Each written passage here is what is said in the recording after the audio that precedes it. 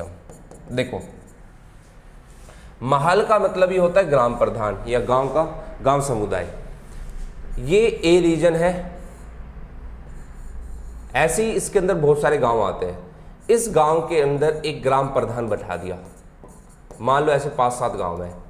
इस ए पर पीजेंट क्या कर रहा है, किसान क्या कर रहा है, खेती कर रहा है। जब ये किसान खेती कर रहा है यहां पर, तो ये किसान क्या करेगा, इस ग्राम प्रधान को क्या देगा, रिवेन्यू देगा। फिक्स कर दिया कि भाई आपको इतने % देना है, लैंड का सर्वे वगैरह करवा दिया, बाकी सारी चीजें हो गई, आपको ग्राम प्रधान को इतना देना है।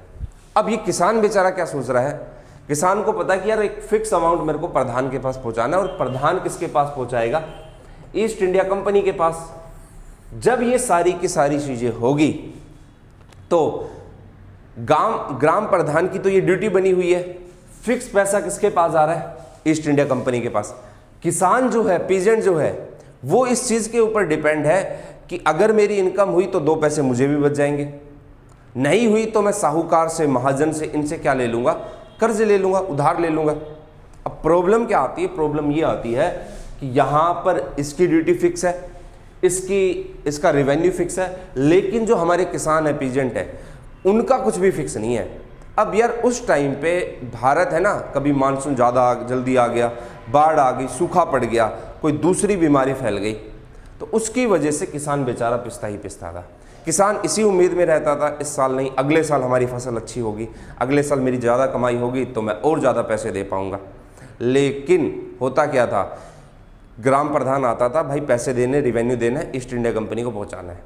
ये जाता था साहूकार के पास, कर्ज लेता था, साहूकार की वैसे कमाई हो रही है, साहूकार ने पैसा दे दिया और कहा कि भाई इस तारीख को मेरे को ये पैसा वापस चाहिए। ठीक है भाई, वहाँ साहूकार का कर्ज बढ़ता गया, यहाँ पर क्या होता गया, ईस्ट इंडिया कंपनी के पास रिवेन्यू जा रहा है। एक बार सूखा पड़ गया, बेचारे किसान की फसल अच्छी नहीं हो पाई, उसको नुकसान हुआ, और कर्ज लिया और नुकसान, और कर्ज लिया और नुकसान।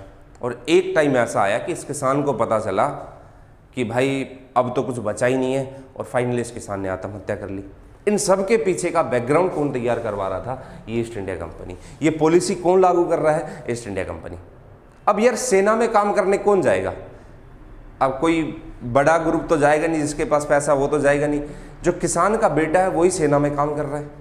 जब इस किसान के बेटे को पता चलेगा कि मेरे पिता ने आत्महत्या कर ली है, और उसका कारण कहीं ना कहीं ये चीज़ दिखाई दे रही, कर्ज का बोझ बढ़ा, और कर्ज का बोझ भाई साहब क्यों बढ़ा, क्योंकि ये नीति है इनकी, तो वो तो एक दिन विरोध करेगा, वो तो बोलेगा मैं तो अपने पिता की मौत का बदला लूंगा, है ना, तो वो चीज़ तो निकल कर आएगी ही आएगी यहाँ पर।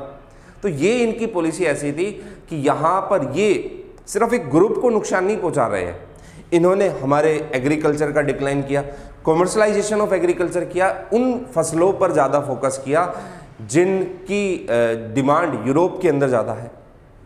दूसरा, यहाँ पर अगर ये लोग एग्रीकल्चर को डिक्लाइन करेंगे तो उसका सीधा सीधा मतलब हुआ कि भारत पिछड़ रहा है उससे, क्योंकि भारत के लोग तो खेती कर रहे हैं। तो ये इनकी कुछ ऐसी पॉलिसी हुई थी कि यही सारी की सारी पॉलिसी इकट्ठा होकर एक दिन एक बड़े रिवोल्ट के रूप में धमाका करेगी, और उसको कहा जाएगा 1857 का रिवोल्ट। तो जैसे आप लोग पढ़ते हो first war of independence, peasant revolt भी बोलते हैं इसको, तो अलग अलग नाम दिए जाते हैं, ये सब बिल्कुल सही नाम है। इस रिवोल्ट का कोई एक रीजन नहीं था, आप लोग को आज की क्लास में समझ में आएंगे। बहुत सारी इनकी पॉलिसीज थी, वो कौन कौन सी पॉलिसीज थी अभी मैं आप लोग को थोड़ा बताऊंगा अभी। तो ये चीज़ें, ये बैकग्राउंड ये लोग तैयार कर रहे हैं। पहले तो क्षेत्र को जीता है, उसके बाद वहाँ पर पॉलिसी लागू की है, किसान पिछड़ रहा है, किसान का एग्रीकल्चर डिक्लाइन हो रहा है, कर्ज का बोझ बढ़ रहा है, और वहाँ पर सेना में काम कर रहा है उसका बेटा, तो वो तो इस चीज़ से आहत होगा ही होगा। तो अब मूव करते हैं अपने अगले टॉपिक की तरफ।